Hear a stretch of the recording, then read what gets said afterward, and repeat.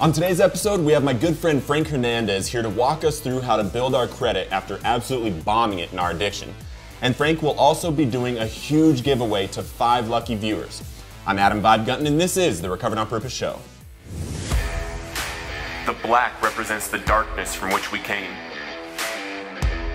The white represents the light in which we now live. And the red represents the passion it takes to live Recovered on Purpose. Today's episode is brought to you by Recovered on Purpose. Recovered on Purpose was founded with the mission of raising up an army of recovered addicts to tell their stories in powerful and impactful ways to free others suffering from the bondage of addiction, as well as tell our stories in the school system to deter the future generations from going down the path of addiction. If this is you, if you want to be part of this mission or be interviewed for this show or on this page, go to recoveredonpurpose.com/contact and tell me about yourself. You can also shoot me a message on this page. Hey guys, let's go ahead and share this out, comment, like this, because we're about to do something that the Recovered on Purpose show hasn't done. What we're doing in this show is we're actually going into a different kind of education. So we talk a lot about the stories of addicts. We go through giving hope in that way and everything. But a lot of us, myself included, I started my recovery with a 421 credit score. Had no idea what to do about my credit, had no idea even how to think about it really. And what we're doing today is we have someone on here that this is what he does. He helps people with financial mindset and with credit. So Frank is the Chief Marketing and Technical Officer of Top Flight Assistance. TFA employs over 60 people helping others with financial education and to move them into a position of financial opportunity through credit and mindset repair. Frank, thank you so much for being here, brother. Thank you for having me. Absolute pleasure. Yeah. So before we get into the credit repair and everything, I mean, you and I connected through what's called 100X, which is a Christian entrepreneur academy, basically. And why is it that you actually decided to come on this show, and why is it that we've connected so much, brother?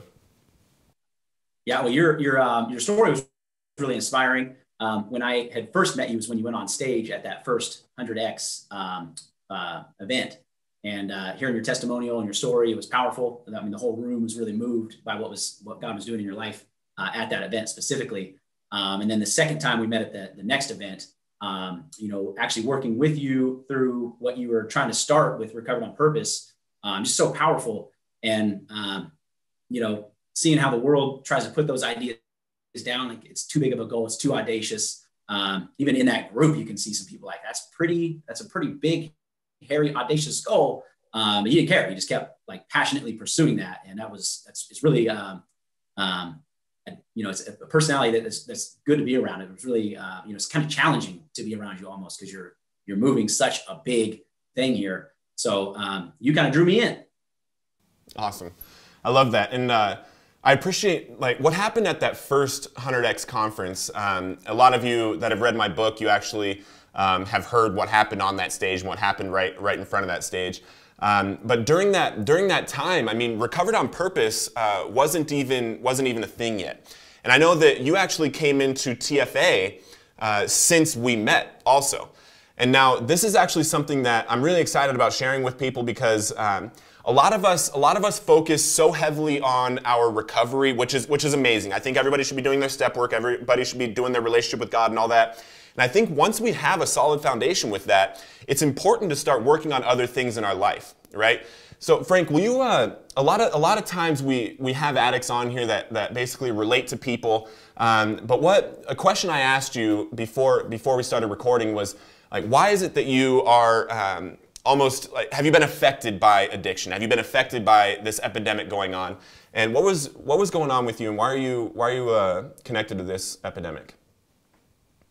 Yeah, certainly. I've definitely been affected by it. It runs pretty rampant in my family. My biological father ended up going to prison because he had his addiction out of control and he did some stupid things while high. And then I had a stepfather come into the picture that had problems with gambling addiction, alcohol addiction, and drug addiction. And my mom had a little bit, but not really. I think my stepdad was more just a bad influence.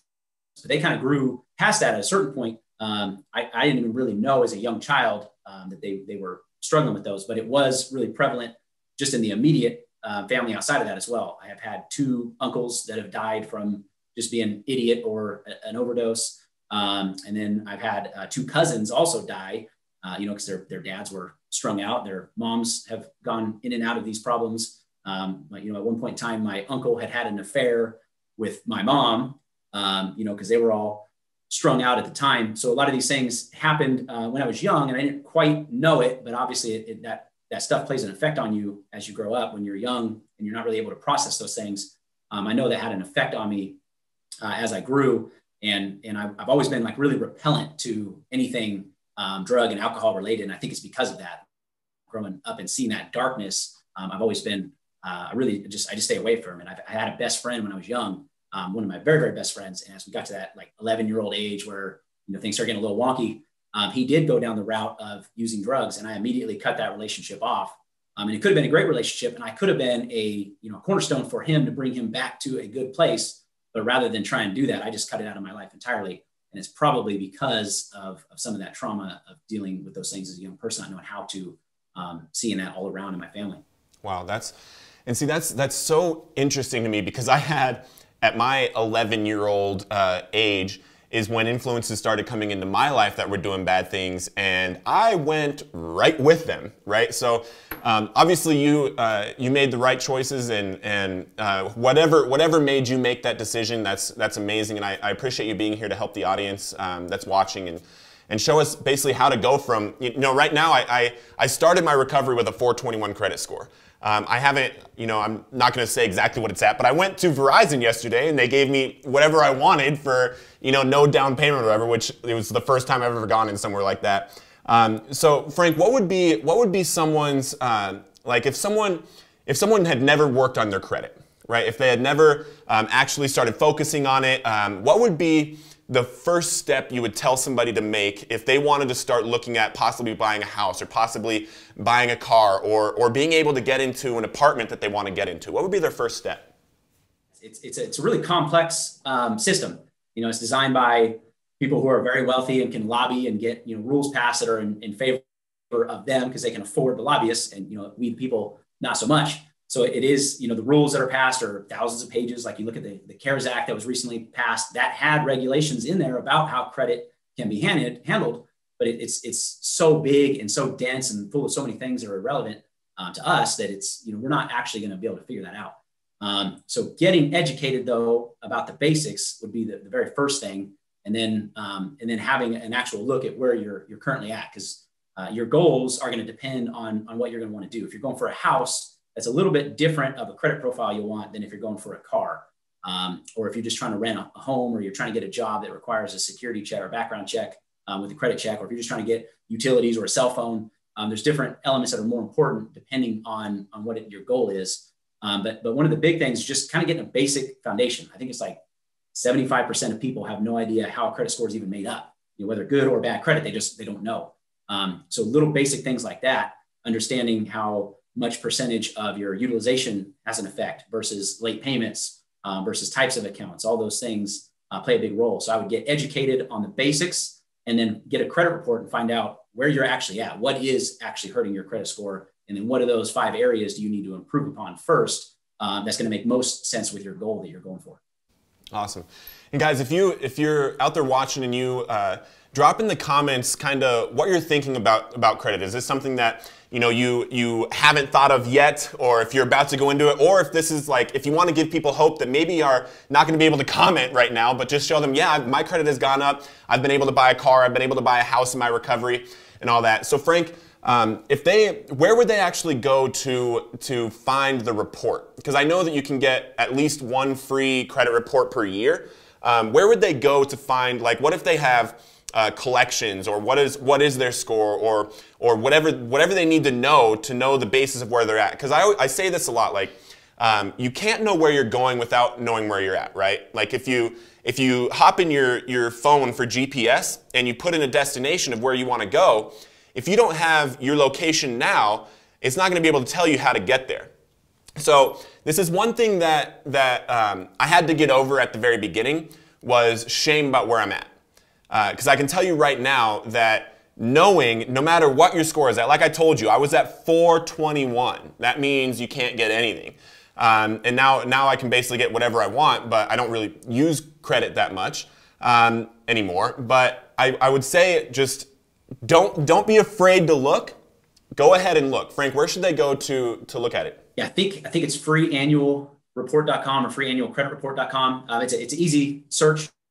Just search the free report because you are entitled to one free report every year. It is pretty limited though. They don't necessarily want you going and investigating and finding out what is being displayed inaccurately, because I think it's over 76% of reports contain some kind of errors, and those errors add up points against your score. So they don't really give it to you in an easy way to understand, and they don't give it to you in a way that you can just easily compare. Are these accounts all reporting the same with the same account numbers, the same names, the same balances, the same derogatories? Because if one company reports it one way and another reports it another way, that's going to worsen your score than if they're seamlessly reporting it accurately across the board. And those are the types of things that you're entitled to go and then dispute with the bureaus. And that's where we help clients to do that. But if you really want to get a good view of it, you can do one of the third-party softwares that communicate with the bureaus and package it in a way that you can compare it in that way. And that'd be a site like Identity IQ or Smart Credit. The downside of those is you will have to pay. But this is the kind of thing where you're investing into something. So if you are really serious about getting into a home or getting into a car or just making your life in a better position where you can move to a position of having opportunities instead of being limited by that score, you're going to have to invest into it. A little bit of money, a little bit of time. It's going to require you. Even if you were to hire us for our services and you had us do like the done for you package, there's still an element on you where you need to make steps to get your credit in the right position. If you have, say you have like 5 negative accounts and you were to dispute those and get those removed, that doesn't necessarily give you a score increase. It just sets you up to be able to now raise your score, because there are elements of those negative accounts that were counting positively. So if you had those trade lines were like a 2 or 3 year trade line that you've had for a while, and then you couldn't make payments due to being laid off or a medical issue or something happened and you're not able to pay it, and now it's showing as a derogatory. It is showing negative due to the payment history, but it's showing positive due to the length of time that you've had the account. So when you remove it, you're removing some of the positive as well as the negative. But that then puts you in a position where you can now start adding good trade lines and there's no negative offsetting the good. So it is a process, and it is going to take some time and money investment to get to that freedom level. Right. Okay. So what is so let's say they go there and here's another one that's free that I actually use, and I know it's not 100% like accurate all the time, but it was a really good starting point for me and a really good thing to have is Credit Karma. You can literally download Credit Karma right now on your phone, and it'll actually do free updates every month. Sometimes it's not like exactly accurate, but you can tell when your credit is going up, when it's going down, when there's hits on it. It'll actually tell you what happened. Like if you open up a credit card, maybe it'll make it go up or maybe it'll make it go down depending on how much you have used on that. But Credit Karma is a really good one to have. And what I've found is like when we focus on something, it tends to get better. Like if we're focusing on improving our financial health, our mindset, our credit, if we have these apps, we're going to consistently start to bring habits into our life that make us progress in that area, because our mind, like even when we open up our phone and we see CK on there in green of Credit Karma, that means like we are thinking about our credit. So guys, we're going to take a quick break, and in this commercial you're actually going to be giving away, we're going to be giving away something for you guys so that we can actually help you right now start building your credit. We'll see you in just a couple minutes, and after the break we're going to go into specific steps that you can start taking right now. Love you guys, and see you in a minute. All right guys, today's episode is brought to you by Recovered on Purpose. Recovered on Purpose was founded with the mission of raising you up to tell your story in powerful ways to deter the future generations from going down the path of addiction. Obviously, today's episode is about credit, and what my friend Frank has done today is he's giving away five $500 vouchers for help with building credit. He actually created a whole website just for this show for you guys. Go to creditonpurpose.com and subscribe there, and out of the subscriptions, he's going to pick 5 people to give $500 vouchers to. If you want to build your credit, go to creditonpurpose.com. And guys, I'm actually going to give away you know what, I'm gonna give away 2 hats as well. So if you guys want a hat, drop in the comments below, I want a hat, and I will pick 2 of you to send a free hat to. And as you guys know, everything that I give away on all of my lives, all of my shows, I ship it to you totally free. You don't pay anything, you just get a box or a package with free stuff in it. Love you guys, and we'll see you in just a second.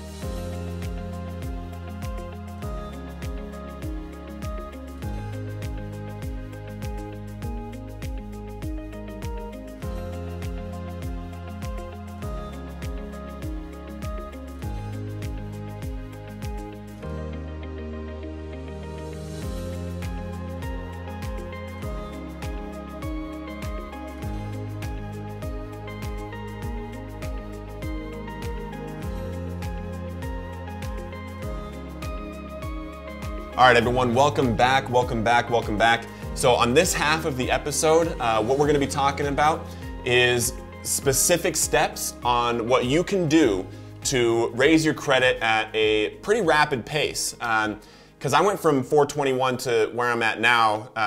Honestly, it hasn't grown a whole lot in the last like 12 months, just because it grew rapidly for the first 2 years and then has just steadily stayed right about where it's at.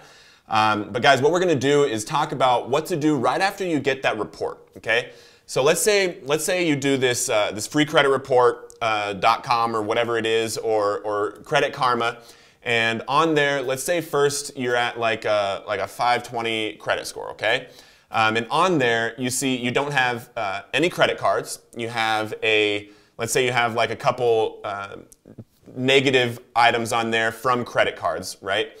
So Frank, what would be the first step they should take when they get their report back to start building their credit? So if you want to just go straight into finding some ways to build it rapidly, one great thing you can do is just get on somebody else's trade line that already is reporting very positively. So somebody that already has a length of time on a trade line with a large balance and low utilization. Those are the keys. You don't want to get onto a negative trade line. So if you can get like a 20,000 credit card or $10,000 credit card that's using, maybe only 10%, 30% at most, but ideally like 10% or underutilization that has a long length of time, that's a really great boost to your credit. And when you get on these, so if you have like a grandma or a mom or dad or family, somebody that is willing to put you on as an authorized user, that's what it's called. And the key is you need to make sure that your social security number is attached to that trade line. Because some of these cards will add you, but they won't ask for a social. And if they don't add your social, it's not going to accurately reflect onto your credit line or onto your credit report. And the other thing too is making sure that it is one of the cards that reports to all 3 bureaus. There are some cards where they'll only report to like a TransUnion or an Equifax, so it's not going to give you its maximum of a boost. So you want to keep those things in mind and get added as an authorized user on there, and you're now going to have everything related to that credit line reporting on your credit report. So you can see an immediate boost with something like that. One of the concerns are, if you go to grandma and say, hey, add me as authorized user, she might think that perhaps you're going to go and start swiping that card all over the place. But that's not the case. You don't necessarily get a card because you're an authorized user. She can keep the card coming to her. She can be the person on the account that makes decisions. You're just somebody that has technically access to the account. It's sort of a gray area. It's not, the credit bureaus don't particularly like the idea of you just getting added just specifically for the purpose of raising your score, but it is one of those things that you can utilize to get a super quick boost. As far as the negative items that are well, and I'm gonna touch on that really quick, because that's actually something that I did personally, and I've suggested this to other friends in recovery, and it's really helped people. Actually, a friend wanted to buy a house, and she did this with I believe it was her grandma or grandpa, and it actually boosted her into that next category for the house to be able to get, I think she saved like $6-7 grand over the course of the loan just by doing this. So even if you wanted to use this clip of this video to show your grandma, grandpa, mom or dad, because my mom and my dad both did this for me in my early recovery. And the way that it works is you basically have them call the credit card company, or they can actually a lot of times do it online. And what it's called is an authorized user. right? And they'll put on your name, your date of birth, your social security number and everything. And what happens is a credit card with your name on it gets mailed to them.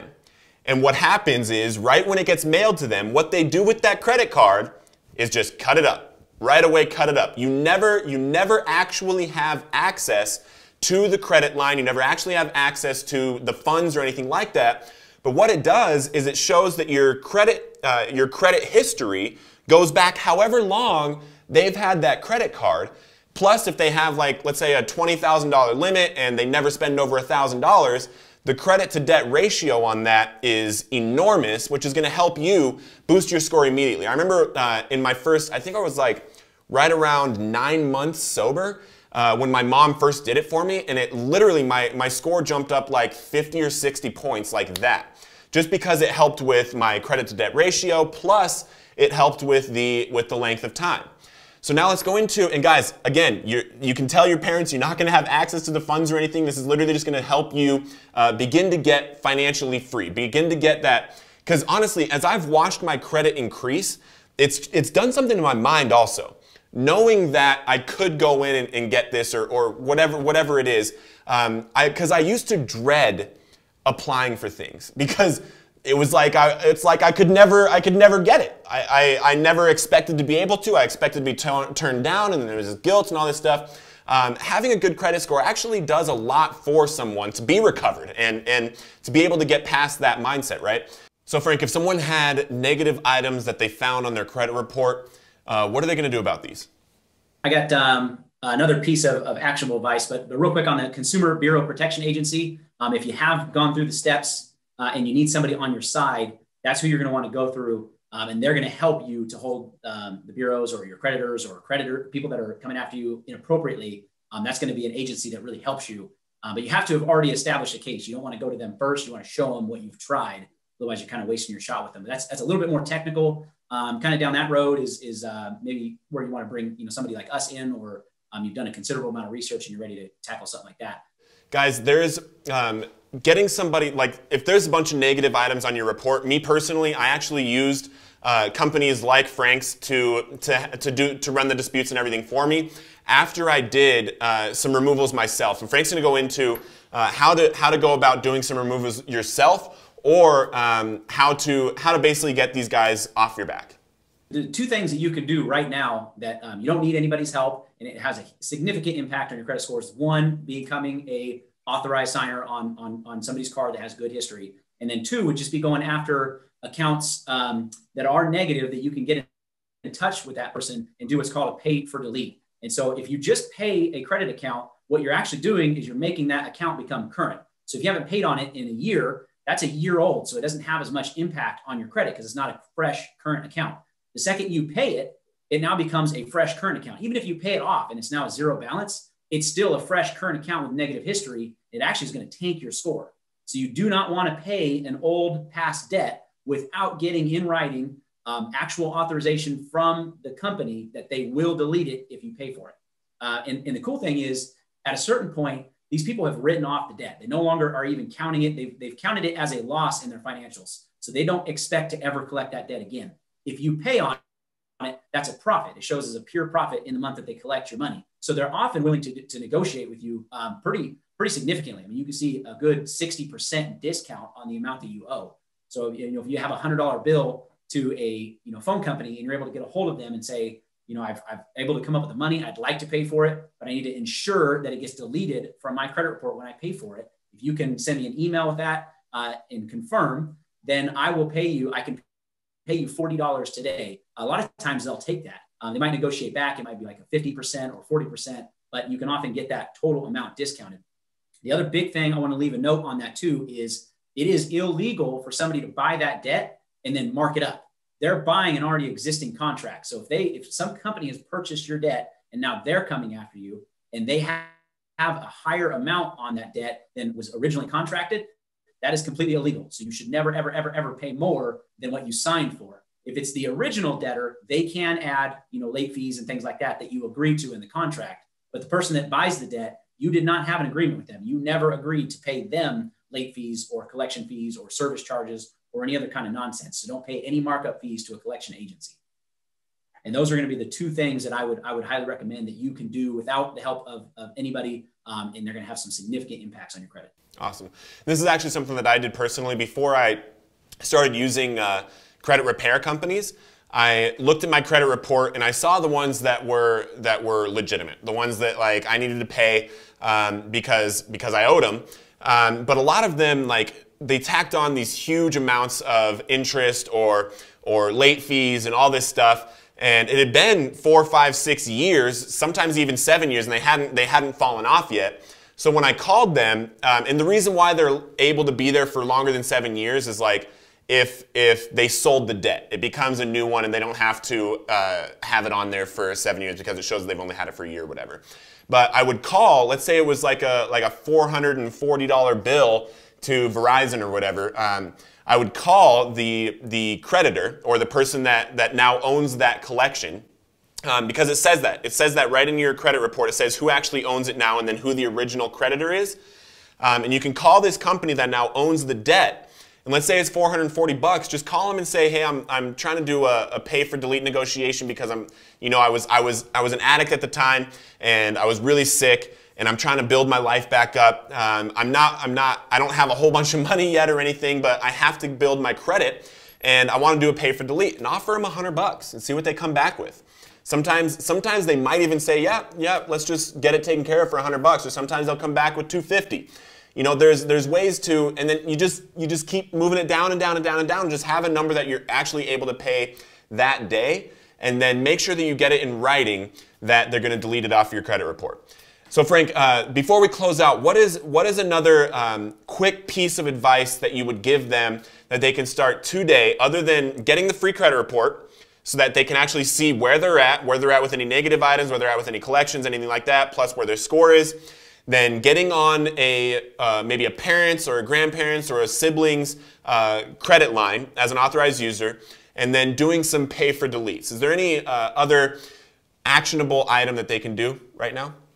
Another easy thing you could do on your own is a secured card. So you actually put the money up. Say you put $300 up. They take your $300 and give you a $300 credit card. So if you were not to pay, they already have your money. So it's secured.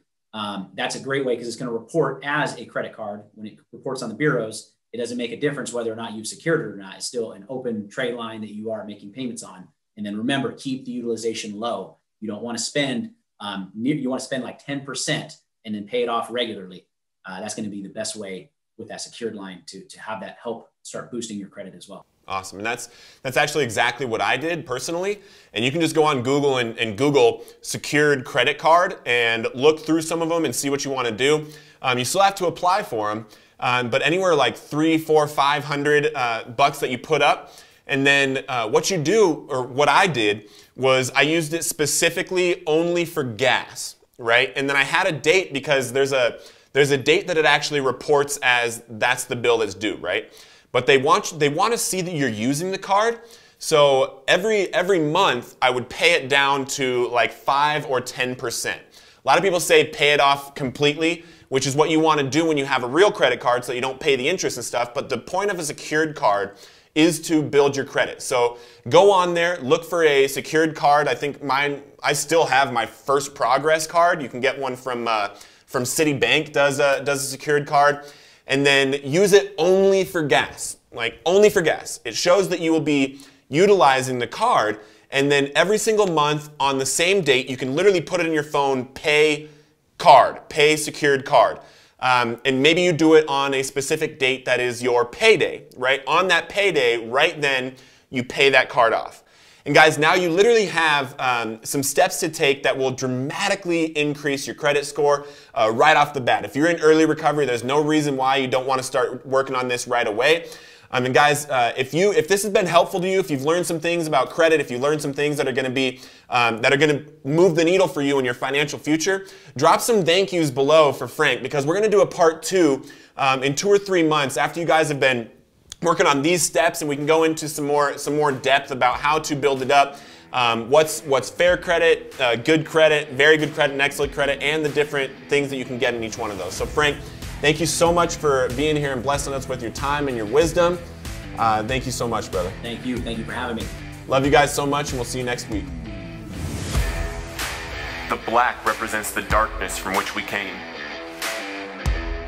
The white represents the light in which we now live.